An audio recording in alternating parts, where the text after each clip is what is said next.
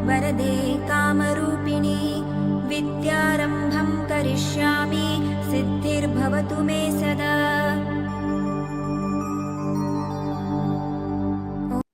Hello students, welcome to शिक्षा सारांश। कैसे हैं आप लोग? चलिए आज हम क्लास 9th की संस्कृत की शेमुशी भाग 1 का चैप्टर नंबर 6 जिसका नाम है लोह तुला, उस पाठ को आज हम पूरा कवर करेंगे। ये वीडियो वन शॉट रहने वाला है जिसमें हम पूरे पाठ का हिंदी अनुवाद अच्छे से समझेंगे, कठिन शब्दों का अर्थ भी समझेंगे और इसके साथ में ही हम इसी पाठ के प्रश्नोत्तर भी कवर कर लेंगे।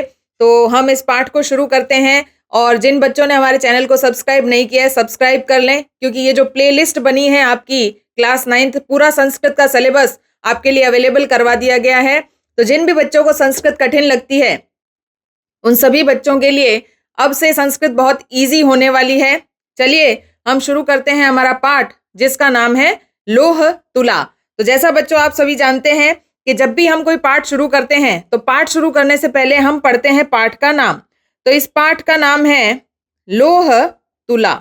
लोह का अर्थ होता है लोहे और की और तुला का अर्थ होता है तराजू। तो बच्चों यहाँ किसके बारे में बात की गई है? लोहे की तराजू के बारे में बात की गई है। अब लोहे की तराजू एक ऐसी कॉमन चीज है जो आप सबने देखी होगी। जब आप बाजार से कुछ सामान खरीदने जाते हैं तो किराने की दुकान पर चावल, गेहूं आदि सब आपको जो तोल के दिए जाते हैं, तो आजकल तो वैसे इलेक्ट्रिक कांटे आ गए हैं, लेकिन इलेक्ट्रिक तराजू नहीं होते थे। इससे पहले, थोड़े समय के पहले के आप सब्जी वालों की दुकान पे कई जगह पर इस तराजू को देखा होगा आपने, जिसमें दोनों तरफ लोहे की तराजू बनी हुई होती है। एक तरफ वेट रखा जाता है, भार रखा जाता है 1 kg 2 kg जितना भी आपको सामान चाहिए, और दूसरी तरफ वो जो है सामान रखा जाता है, मान लीजिए चावल है या आटा है या जो कुछ भी है, और उसको मेजरमेंट करके जो है आपको दिया जाता है। तो लोहे की तराजू की एक स्टोरी है। इस स्टोरी के अंदर ये बताया गया है कि आप किसी के ऊपर जो है विश्वास करते हैं तो वो व्यक्ति विश्वास करने योग्य भी होना बहुत जरूरी है। हर किसी के ऊपर अगर आप विश्वास कर लेते हैं, लोगों के मन में लालच आ जाता है और आप धरोहर के रूप में यदि अपनी कोई चीज उनके यहाँ पे रख कर जाते हैं तो वो वापस दे या ना दे, ये उनके मन की स्थिति पर निर्भर करता है। यदि लालच आ गया तो इस प्रकार की कहानी बन जाती है जिसका नाम है लोह तुला।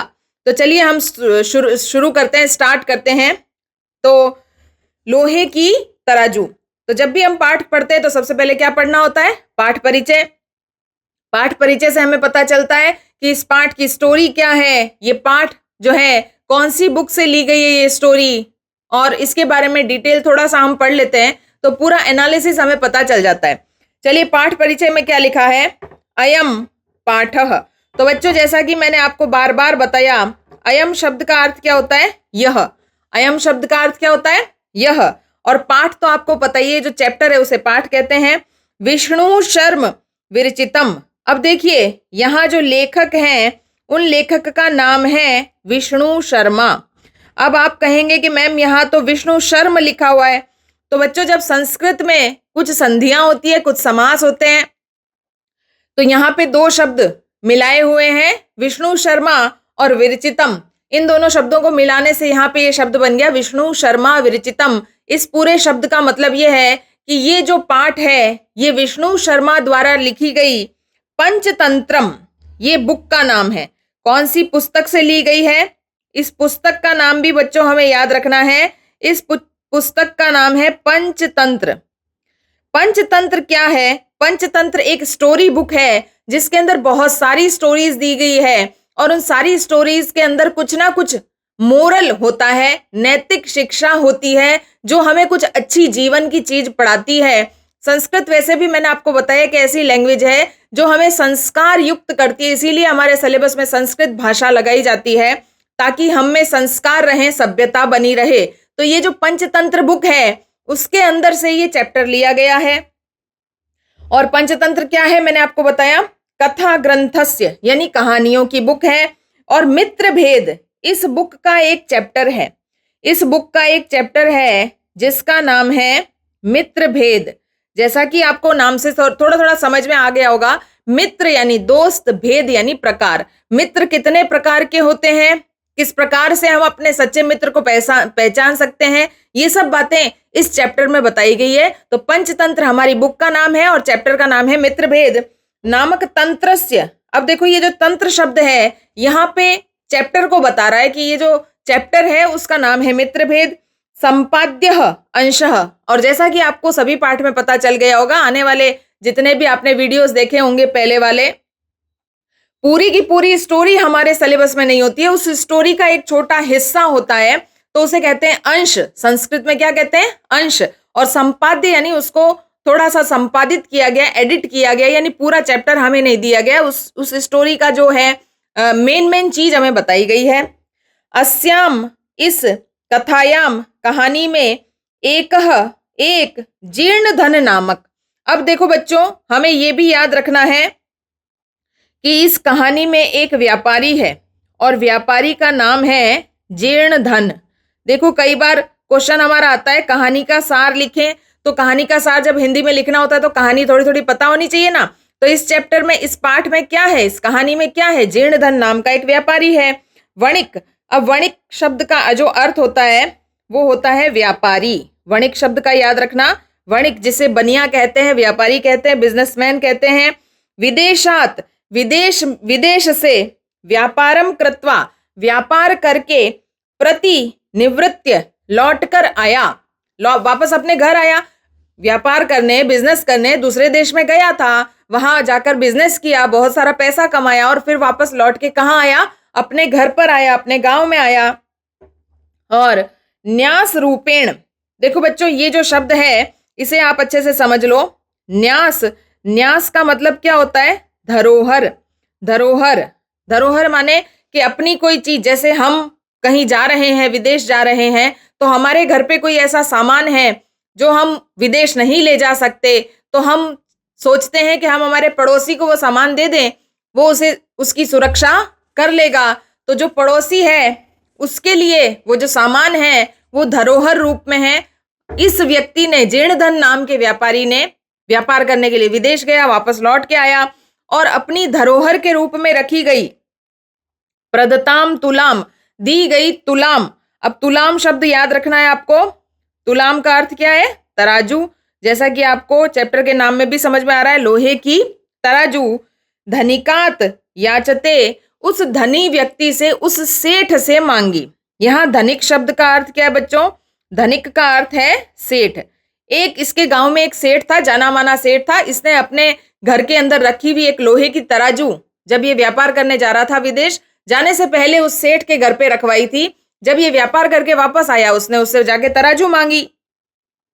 परंतु सह धनिकः, वह धनी व्यक्ति सेठ जी, वदती बोला, यत तस्य, कि वह तुला तराजू तू तो मूषके भक्षिता।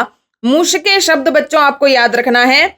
मूषके शब्द का अर्थ होता है चूहे। क्या होता है, चूहे। और भक्षिता शब्द का अर्थ क्या होता है, खा लिया।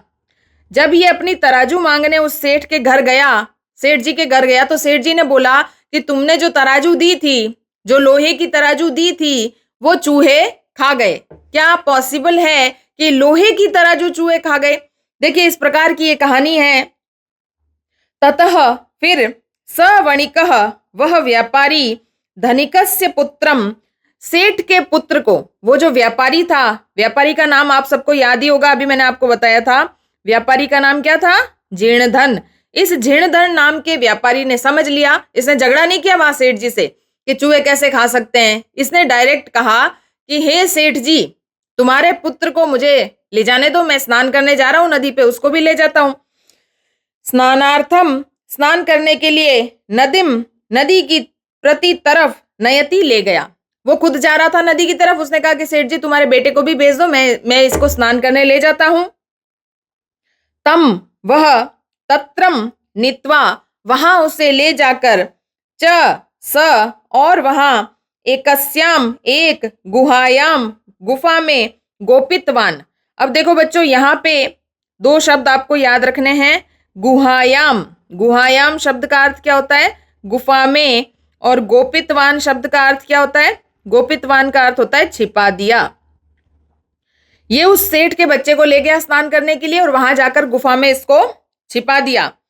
अथ तस्मिन, अथ फिर, तस्मिन वह, प्रत्यावर्ते, प्रत्यावर्ते बच्चों का, प्रत्यावर्ते का अर्थ होता है बच्चों लौटते समय, लौटते समय, तेन सह पुत्रम अदृष्ट्वा, जब सेठ के घर वो वापस आया और सेठ ने देखा कि जीर्णधन तो आ गया लेकिन मेरा पुत्र तो इसके साथ में नहीं है, पुत्रम अदृष्ट्वा, पुत्र न दिखाई देने पर, धनिकः यानी सेठ जी ने, पृच्छति यानी पूछा, मम शिशु मेरा बेटा, कुत्र अस्ति कहाँ है, सह वदति तो वो जीर्णधन बोला, यत जैसे, तव पुत्रः श्नेयेन अपहरत।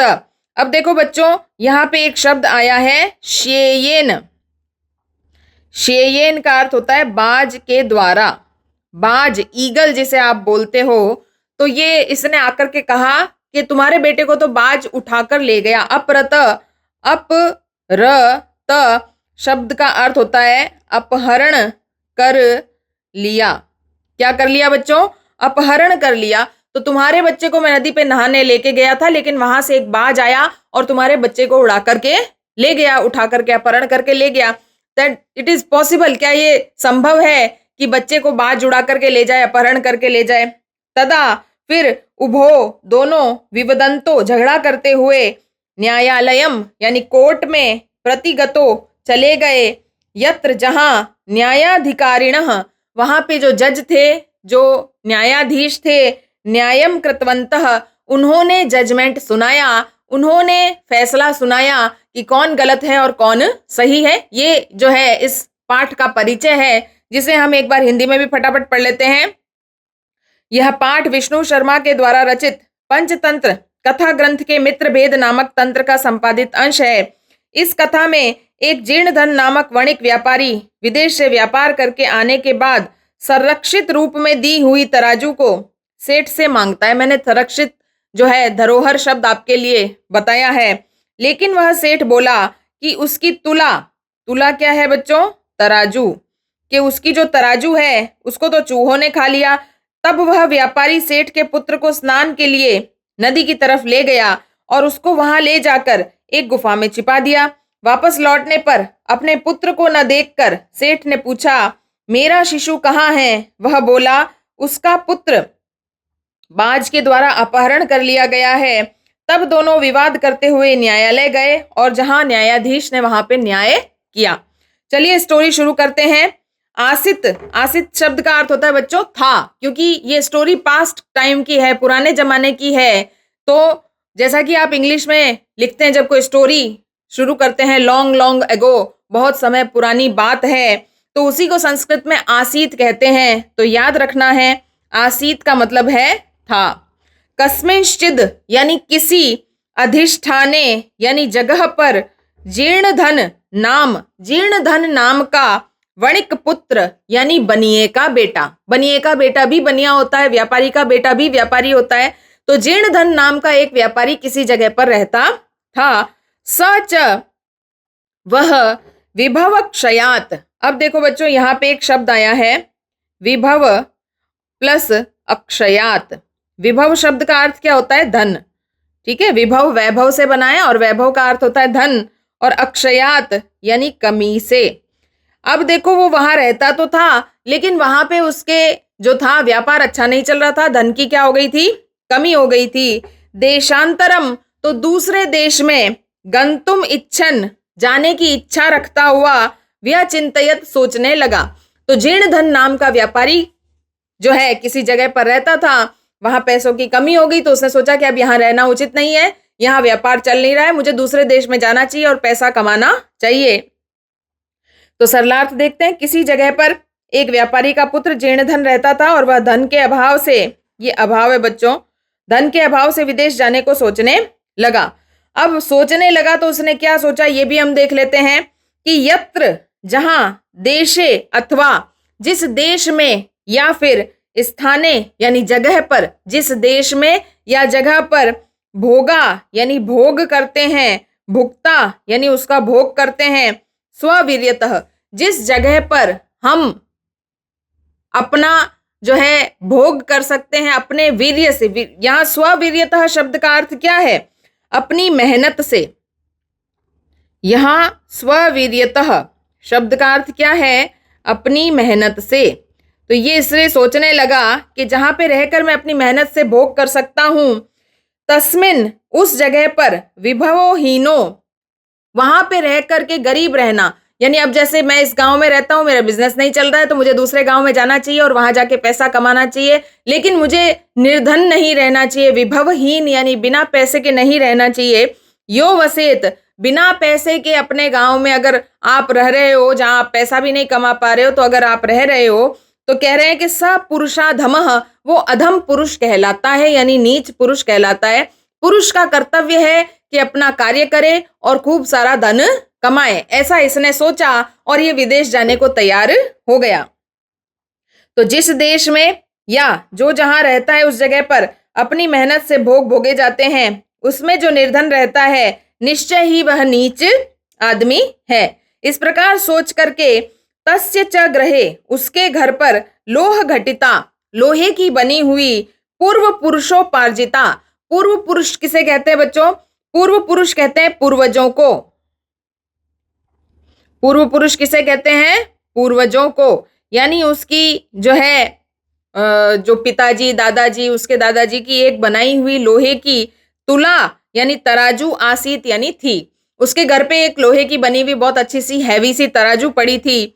ताम च, उसे वह, कस्यचित, किसी, श्रेष्ठिनो यानी सेठ जी, यहाँ पे शब्द आया है श्रेष्ठी, याद रखना है। संस्कृत में सेठ को श्रेष्ठी कहते हैं, ये श्रेष्ठी कहते हैं, ठीक है। किसी सेठ के ग्रहे, घर पर, निक्षेप भूता, निक्षेप भूता शब्द का अर्थ ऊपर मैंने आपको बताया था, धरोहर के रूप में। जैसे मैं कहीं जा रही हूं, मेरे घर पे कोई चीज पड़ी है, तो मैं जिस व्यक्ति को अच्छे से जानती हूँ उसके घर पे वो चीज रखवा दूंगी और कहूंगी जब मैं वापस आऊंगी तब आप मुझे लौटा देना, तो उसे निक्षेप कहते हैं। तो इस प्रकार से इसके घर पे पड़ी हुई लोहे की तराजू को इसने धरोहर के रूप में कृत्वा रखकर देशांतरम, दूसरे देश पर, प्रस्थितः चला गया। ततः वहां सुचिरम कालम, बहुत लंबे समय तक, 10 साल 15 साल वहां बहुत समय तक रहा। और देशांतरम यथेच्छया, वहां पे बहुत दिनों तक रहा, अपनी इच्छा से रहा, बहुत सारा पैसा कमाया। और भ्रांत्वा, घूमकर, पुनः दोबारा, स्वपुरम आगत्य, अपने गांव अपने शहर में आ गया। तम श्रेष्ठिनम अवदत, वो जब अपने घर पर आया तो वो सेठ के घर गया और सेठ के घर पर जाकर बोला, भो श्रेष्ठिन, अरे सेठ जी, दीयताम में, दे दो मुझे, सा निक्षेप तुला, वो तराजू वापस दे दो जो मैंने आपके घर पर धरोहर के रूप में रखी थी। सो अवदत, तो वो जो सेठ है वो बोला, भो, अरे, नास्ती सा, अब तो वो नहीं है, त्वदिया, तुम्हारे द्वारा दी गई, तुला, तराजू, मूषके भक्षिता, चूहों ने खा ली, तुम्हारे द्वारा दी गई तराजू को चूहों ने खा लिया, ऐसा सेठ जी ने जवाब दिया। चलिए सरलार्थ पढ़ लेते हैं। और उसके घर में लोहे की बनी पूर्वजों के द्वारा प्राप्त एक तराजू थी, उसको किसी श्रेष्ठ व्यक्ति के घर में धरोहर जैसा रखकर विदेश चला गया।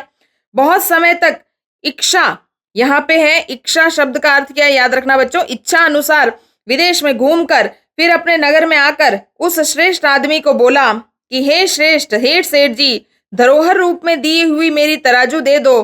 तो वह श्रेष्ठ व्यक्ति बोला, हे जीर्णधन, वह नहीं है, तुम्हारा दिया हुआ तराजू तो चूहों द्वारा खा लिया गया है। चलिए नेक्स्ट पैराग्राफ पढ़ते हैं। तो जीर्णधन अवदत, जीर्णधन दोबारा बोला, भो श्रेष्ठ जी, भो श्रेष्ठी, हे सेठ जी, हे महान व्यक्ति, हे महापुरुष, नास्ति, नहीं है, दोषस्ते, तुम्हारा कोई कसूर नहीं है, दोष का मतलब तुम्हारी कोई गलती नहीं है। यदि, अगर, मूषके भक्षिता, अगर चूहों ने खा लिया तो इसमें तुम्हारा क्या दोष है? तुम्हारा कोई दोष नहीं। उसे अंदर से तो गुस्सा आ रहा था लेकिन वो बाहर प्रकट नहीं कर रहा था। ईदृशः, इस प्रकार, एव ही, अयम संसारः, ये दुनिया ऐसी ही है, इसमें कुछ भी हो सकता है, यानी चूहे भी तराजू खा सकते हैं। न किंचित अत्र शाश्वतम अस्ति, इस दुनिया में कुछ भी चीज रहने वाली नहीं है, सभी चीज एक ना एक दिन नष्ट हो जाती है। लेकिन आप ही सोच कर देखिए, क्या लोहे की तराजू खाई जा सकती है चूहों के द्वारा? परम अहम, लेकिन उसने कहा, जीर्णधन नाम के व्यक्ति ने कहा, लेकिन मैं नदी में स्नानार्थम स्नान करने के लिए गमिष्यामि जा रहा हूं।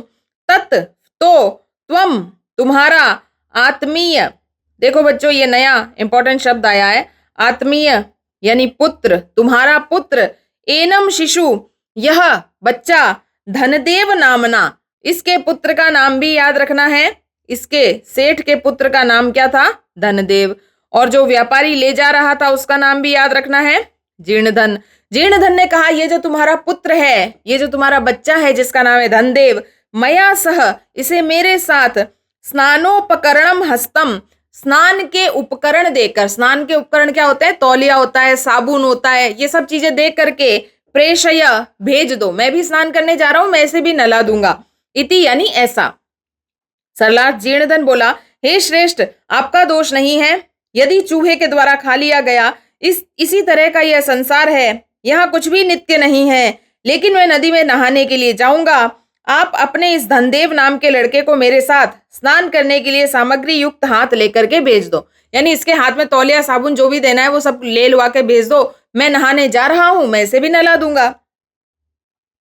चलिए नेक्स्ट पैराग्राफ। सह श्रेष्ठी, वह सेठ, स्वपुत्रम अवदत, अपने पुत्र को अपने पास बुलाता है और बोलता है, वत्स, वत्स भी पुत्र को कहते हैं, याद रखना है बच्चों, वत्स शब्द का अर्थ क्या होता है, पुत्र, बेटे, पितृव्यो अयम, तव, ये तुम्हारे पिताजी के जैसा ही है, जैसा मैं हूं वैसा ही ये है, यानी इसे तुम अपना अंकल समझो, स्नानार्थम, स्नान करने के लिए, यास्यति, ये तुम्हें ले जा रहे हैं, तद अनेन साकम, तो इनके, साकम, साकम शब्द का अर्थ होता है साथ में, तो इनके साथ में, गच्छ यानी जाओ, तो इनके साथ में चले जाओ, ये तुम्हारे अंकल के जैसे हैं।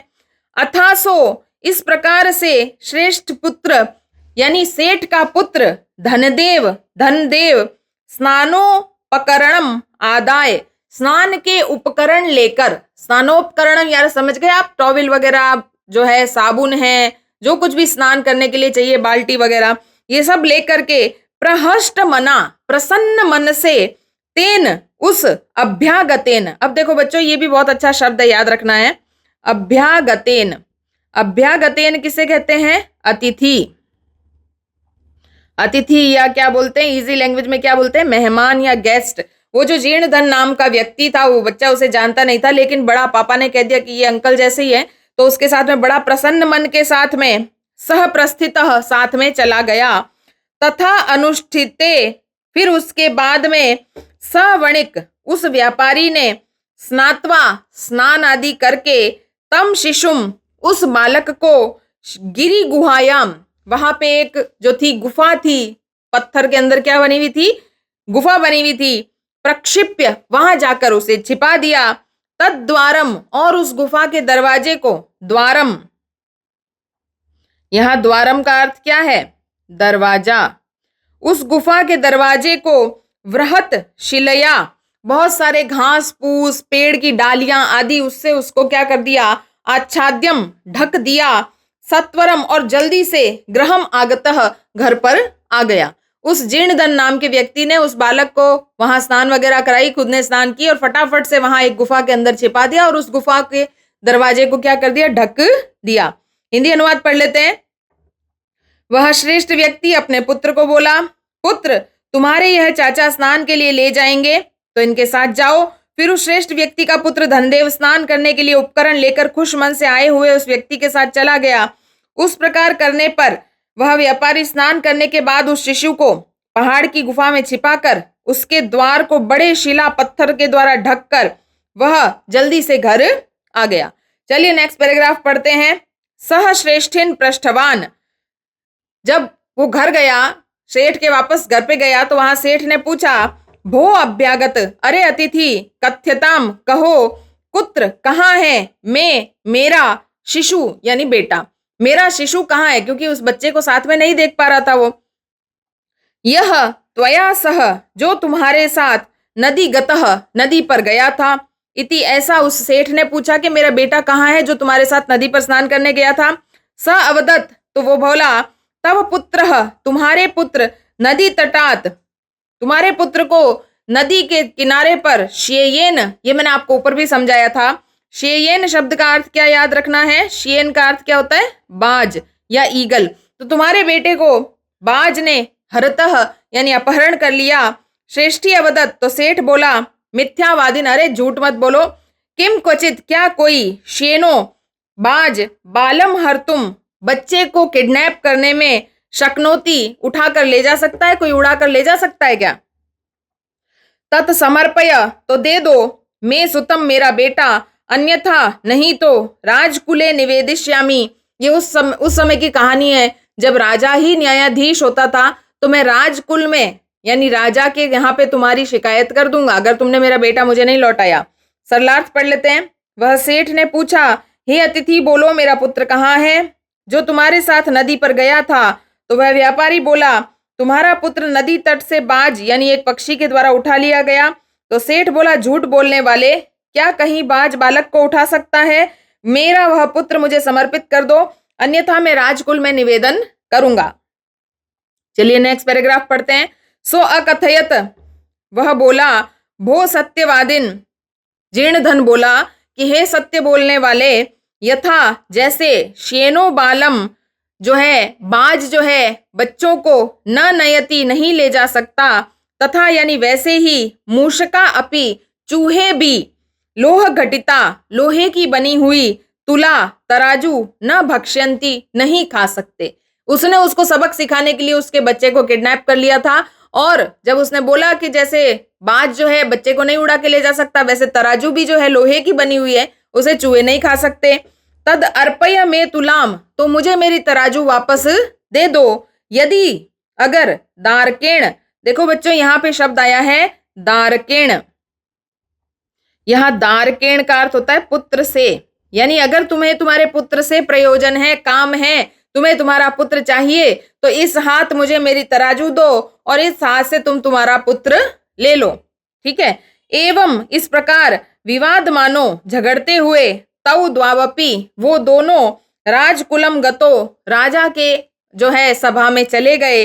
तत्र वहां, श्रेष्ठी वो जो सेठ था, तार स्वरेण बहुत ऊंची आवाज में, अवदत बोलने लगा, भो वंचितो हम, मुझे ठग लिया गया, मेरे साथ धोखा हुआ, वंचितो हम, मेरे साथ धोखा हुआ, अब्राह्मण्यम बहुत बड़ा पाप हो गया, अनेन इस, चोरेण चोर ने, मम शिशु अपहृत, मेरे बेटे का अपहरण कर लिया है। वहां जाके जोर जोर से चिल्लाने लगा सेठ जी।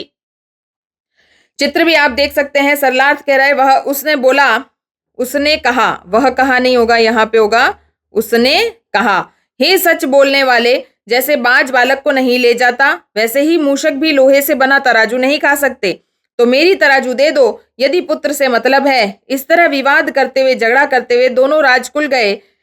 वहां श्रेष्ठ व्यक्ति जोर से बोला, अरे मैं लुट गया, घोर अन्याय है, इस चोर के द्वारा मेरा बच्चा चुराया गया।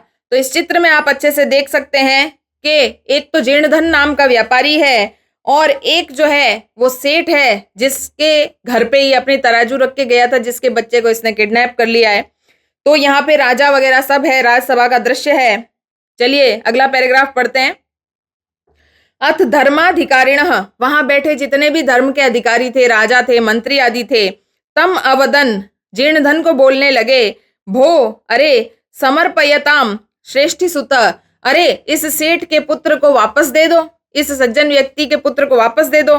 तो जीर्णधन अवदत, जीर्णधन बोला, किम करोमि, क्या करूं मैं, पश्यतो मैं नदी तटात, मैं तो उसे नदी के तट पर ले गया था, वहां मैंने देखा, शेयेन यानी बाज ने, शिशु यानी बालक को, अपहृता यानी किडनैप कर लिया है। इति तच्छ्रुत्वा ते अवदन, वहां ये बात सुन करके वहां जितने भी राजा मंत्री आदि बैठे थे वो सब बोले, भो, अरे, भवताम सत्यम ना भी हितम, अरे इतना भी झूठ मत बोलो, ये जो बात आप बोल रहे हो ये बिल्कुल सच नहीं है। किम शेने, क्या कोई बाज, शिशु हर्तुम समर्थो भवती, कोई बच्चे को उठाने में समर्थ है क्या? बाज में इतनी ताकत ही नहीं होती किसी बालक को उठा के ले जाए। सो अवदत, तो जीर्णधन बोला, भो भो श्रूयताम मदवच, रुको रुको, सुनो, मेरी भी बात सुनो। चलिए सरलार्थ पढ़ लेते फटाफट। फिर धर्माधिकारियों ने उसको बोला, अरे सेठ का पुत्र दे दो। वह बोला, क्या करूं? मेरी नजर में नदी के तट से बांस द्वारा बालक का अपहरण किया गया। यह सुनकर वे लोग बोले, अरे आपके द्वारा सच नहीं कहा गया, क्या बाज के द्वारा बालक हरण के लिए समर्थ होता है? वह बोला, अरे अरे मेरी भी बात सुनो। चलिए जो है अगला वो जो बात बता रहा है जीर्णधन वो सुन लेते हैं। तुला लोह सहस्त्रस्य, तराजू जो लोहे की बनी हुई है और 1000 किलो की है। सहस्त्र शब्द का अर्थ याद रखना है बच्चों, सहस्त्र शब्द का अर्थ क्या होता है? 1000। ठीक है, कितने किलो की है? 1000 ग्राम की है, यानी 1 किलो। 1000 ग्राम यानी कितना किलो हो गया? तराजू कितने किलो की है? 1 किलो की है। यत्र, अगर खादंती मूषका, उस 1 किलो की इतनी भारी तराजू को, लोहे के अंदर बहुत वजन होता है, तो इतनी भारी सी तराजू को अगर चूहे खा सकते हैं, राजन तत्र, हे राजा वहां पर, हरे शयनो, वहां पे जो है बाज भी किडनैप कर सकता है, बालकम, बालक को, नात्र संशय, इसमें कोई डाउट नहीं है। अगर आपके राज्य में एक चूहे जो है लोहे की बनी हुई तराजू जो भी 1 किलो की थी, अगर उसे खा सकते हैं तो इसके पुत्र को भी बाज उठा के ले जा सकता है। It is possible. अन्वय देख लेते हैं। राजन यत्र लोह सहस्त्र से तुला मूषका खादंती तत्र श्येन बालकः हरेत अत्र न संशय। हे राजन, जहां किलो भर की लोहे की तराजू मूषक खाते हैं वहां बाज बालक को हर लेता है, तो इसमें कोई भी शंका नहीं है। तो अगला देखते हैं। ते कथम एते प्रच्छन कथम एतत्, अरे भाई ये कैसे हो गया? राजा वगैरह ने पूछा। ततः स श्रेष्ठी सभ्यानाम अग्रे, तो वो जो सेठ था अब उसको रियलाइज हुआ और उसने पूरी भरी सभा के अंदर सबके बीच में आदितः सर्वम वृतांतः, शुरू से लेकर एंड का पूरी स्टोरी उसने बताई कि ये मेरे घर पे तराजू छोड़ के गया था, मेरे मन में लालच आ गया, जब ये वापस लेने आया तो मैंने कहा कि तराजू को तो चूहों ने खा लिया। ये सारी बात न्यवेदत उसने उन सभी राजाओं के और मंत्रियों के सामने सुना दी। ततः फिर न्यायाधिकारिणः विहस्य, जो राजा और मंत्री आदि थे वो हंसने लगे कि देखो कैसी बचकानी स्टोरी हो गई है। तौ द्वावपी, और उन दोनों को संबोध्य समझाया, और तुला शिशु प्रदानेन, देखो यहाँ क्या लिखा हुआ है बच्चों, तुला शिशु प्रदानेन, यानी उस जीर्ण धन को क्या दे दी सेठ जी ने? तराजू। और जीर्ण धन ने जो बालक उसका छिपाया था उस बालक को लाके वापस उसे दे दिया, और तोषितवंतः, दोनों को संतुष्ट किया। तो वे लोग पूछने लगे यह कैसे? तब सेठ सभासदों के सामने शुरू से सारी कहानी सुनाई। तब न्यायाधिकारियों के द्वारा हंसकर वे दोनों को समझा बुझाकर तराजू बालक के देने से दोनों को संतुष्ट किया, या दोनों संतुष्ट हुए। इस प्रकार से ये चैप्टर पूरा हो गया। चलिए अभ्यास प्रश्न कर लेते हैं। सबसे पहले है एक पदेन उत्तरतः, 1 वर्ड आंसर है। वणिक पुत्रस्य किम नाम आसीत, वणिक पुत्र बनिए के पुत्र का क्या नाम था जिस पर ये पूरी स्टोरी है? उसका नाम था जीर्णधन। तुला के भक्षिता आसीत, तराजू कौन खा गए थे? मूषके, चूहे। तुला कीदृशी आसीत, तराजू किसकी बनी हुई थी? लोह घटिता, लोहे की बनी हुई थी। पुत्रः केन रतः इति जीर्णधन वदति, जीर्णधन ने कहा कि तुम्हारे बेटे को कौन किडनैप करके ले गया है? तो श्येयेन, और श्येयेन शब्द का अर्थ मैंने आपको बार बार बताया, याद रखना, बाज। विवाद मानव द्वौ द्वावपि कुत्र गतो, झगड़ा करते हुए जीर्णधन और व्यापारी, जीर्णधन और सेठ दोनों कहाँ चले गए? तो राजकुलम। चलिए नेक्स्ट क्वेश्चन पढ़ते हैं, 2nd नंबर, जिसके अंदर उत्तर संस्कृत भाषा में लिखना है लेकिन फुल लाइनर आंसर है, 1 लाइनर आंसर है। देशांतरम गंतुम इच्छन वणिक पुत्र किम व्यचिंतयत, देशांतर यानी विदेश जाने से पहले जो वणिक पुत्र था जीर्णधन, उसने क्या सोचा? देशांतरम गंतुम इच्छन वणिक पुत्र व्यचिंतयत, ये जो श्लोक है फर्स्ट वाला वो हमें लिखना था। यत्र देशे अथवा स्थाने भोगा भुक्ता स्ववीर्यतः तस्मिन विभवहीनो यो वसेत स पुरुष अधम, उसने क्या सोचा कि मैं जिस जगह पर जाकर पैसा कमा सकता हूं फिर भी अगर अपने यहाँ रहूंगा और पैसा नहीं कमाऊंगा तो वो जो व्यक्ति है वो नीच व्यक्ति कहलाता है, इसलिए वो देशांतर जाने के लिए यानी विदेश जाने के लिए तैयार हो गया। दूसरा नंबर प्रश्न देखते हैं। ख स्वतुलाम याचमानम जीर्णधन श्रेष्ठिम किम अकथयत, जब अपनी तराजू मांगने जीर्णधन उस सेठ के घर गया तो उसने क्या कहा? स्वतुलाम याचमान जीर्णधन श्रेष्ठिम अकथयत त्वदीया तुला मूषके भक्षिता, सेठ ने उसे क्या जवाब दिया? सेठ ने जवाब दिया कि तुम्हारे द्वारा दी गई तराजू को तो चूहों ने खा लिया। चलिए प्रश्न नंबर 3 देखते हैं। जीर्णधन गिरी गुहा द्वारम कया आच्छाद्यम गृहम आगतः। जीर्णधन ने उस गुफा को किससे ढका और घर आ गया। जीर्णधन गिरी गुहा द्वारम वृहशिलया आच्छाद्य, बड़े से पत्थर और पेड़ पत्तों से उसे ढक दिया, और सत्वरम गृहम आगत्य, और जल्दी से अपने घर आ गया। अगला प्रश्न है स्नानांतरम पुत्र विषये पृष्टः वणिक पुत्रः श्रेष्ठिनम किम अवदत्।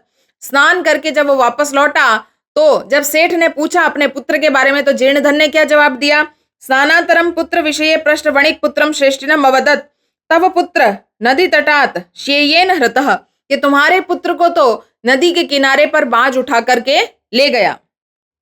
अगला प्रश्न धर्माधिकारिणः जीर्णधन श्रेष्ठिनो कथम तोषितवन्तः।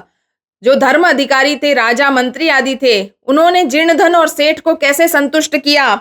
तो धर्माधिकारिणः जीर्णधन श्रेष्ठिनो परस्परम संबोध्य, समझाकर तुला शिशु प्रदानेन तोषितवन्तः, उन्होंने दोनों को एक दूसरे को कहा कि इसकी तराजू तुम इसको दे दो और इसका बच्चा तुम इसको दे दो। इस प्रकार से दोनों को संतुष्ट कर दिया। तीसरा नंबर प्रश्न देखते हैं स्थूल पदानी अधिकृत्य प्रश्न निर्माणम कुरुत। यहाँ पे जो अंडरलाइन वर्ड्स हैं उसके आधार पे हमें प्रश्न बनाना है। जीर्णधन विभव क्षयात देशांतरम गंतुम इच्छन व्यचिंतयत, इसका प्रश्न बनेगा कह विभय क्षयात देशांतरम गंतुम इच्छम व्यचिंतयत। कह यानी किसने सोचा, जीर्णधन ने सोचा कि वो विदेश जाकर के पैसा कमाएगा। दूसरा है श्रेष्ठिन शिशु स्नानोपकरणम आदाय अभ्यागतेन सह प्रस्थितः। तो यहाँ अभ्यागतेन शब्द की जगह प्रश्नवाचक शब्द आएगा केन और पूरी लाइन बनेगी। श्रेष्ठिनः शिशु स्नानोपकरणम आदाय केन सह प्रस्थितः, क्वेश्चन मार्क जरूर लगाएं जब भी आप प्रश्न बनाएं। अगला प्रश्न है वणिक गिरी गुहा द्वारम वह शिलायाम आच्छादितवान। तो वणिक गिरी गुहाम कया आच्छादितवान, किससे ढक दिया, तो वृहत शिलायाम। अगला है सभ्येतयु परस्परम संबोध्य तुला शिशु प्रदानेन संतोषितवन्तो। तो तुला शिशु प्रदानेन की स्थान पर जो शब्द आएगा प्रश्नवाचक वो संस्कृत का आएगा केन। सभ्येतम परस्परम संबोध्य केन संतोषितवन्तो। चलिए चौथा नंबर प्रश्न देखते हैं अधोलिखितानाम श्लोकानाम अपूर्णो अन्वय प्रदत्त पाठम आदृत्य पूरयत। यहाँ पे जो एक श्लोक है वो अधूरा दिया हुआ है, हमें पाठ के आधार पर उसे पूरा करना है। बहुत ही इजी क्वेश्चन है जो आप सभी को अच्छे से आता है, ऊपर से देख के उतारना था। यत्र देशे अथवा स्थाने स्ववीर्त्य भोगा तस्मिन् विभवहीन यह वसेत स पुरुष अधम। ये सेकंड लाइन यहाँ पे कंप्लीट करनी थी। अगला दूसरा नंबर श्लोक है राजन यत्र लोह सहस्त्रे तुला मूषका खादंती। तो राजन यत्र लोह सहस्त्रे तुला मूषका खादंती तत्र श्येन बालकः हते हरेत अत्र न संशया। ये श्लोक जो है सेकंड वाला श्लोक है जो लास्ट में बताया गया था, ये भी हमें कंप्लीट करना था। पांचवा नंबर प्रश्न देखते हैं तत् पदम रेखांकितम कुरुत। यहाँ पे जो है अलग जो वर्ड है उसे अलग करना है। ल्यप प्रत्यय नास्ति। अब बच्चों याद रखना ल्यप प्रत्यय के अंत में य आता है, तो जिस भी शब्द के अंत में य नहीं आया है वो हमें अलग करना है। वी हस्य, वी प्लस हस प्लस ल्यप। लोह सहस्त्र, इसे अंडरलाइन करना था, यही हमारा उत्तर है क्योंकि ये षष्ठी विभक्ति का शब्द है, इसमें ल्यप प्रत्यय का प्रयोग नहीं किया गया। संबोध्य में और आदाय में भी है। दूसरा कह रहे हैं यत द्वितीय विभक्ति नास्ति। ऐसा शब्द छांटना है जिसमें द्वितीय विभक्ति का प्रयोग नहीं किया गया है। तो देखो श्रेष्ठिनम में है, स्नानोपकरणम है, कार्यकरणम में है, लेकिन सत्वरम शब्द में नहीं है। अगला यत्र षष्ठी विभक्ति नास्ति, जिसमें षष्ठी विभक्ति नहीं है वो शब्द हमें छांटना है। तो पश्यतः में है, श्रेष्ठिना में है, सभ्यानाम में भी है, लेकिन स्ववीर्यतः शब्द में षष्ठी विभक्ति का प्रयोग नहीं है।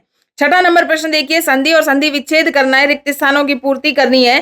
तो श्रेष्ठ याह, श्रेष्ठी प्लस आह, ये आंसर मैंने पहले से ही आपके लिए लिख दिए हैं। श्रेष्ठ याह का क्या होगा, श्रेष्ठी प्लस आह। द्वावपी का क्या होगा, द्वौ प्लस अपि। पुरुषोपार्जिता का होगा पुरुष प्लस उपार्जिता। यथेच्छया, यथा प्लस इच्छया। स्नानोपकरणम, स्नान प्लस उपकरणम। स्नानार्थम, स्नान प्लस अर्थम। ये सभी कौन सी संधि के उदाहरण हैं, ये सभी गुण संधि के उदाहरण हैं। सातवां नंबर प्रश्न देखते हैं समस्त पदम विग्रहम लिखत। यहाँ पे आपको समास या समास विग्रह करके लिखना है, इसके लिए भी मैंने आपके लिए पहले से करके रखे हैं। स्नानस्य उपकरणम, स्नानोपकरणम।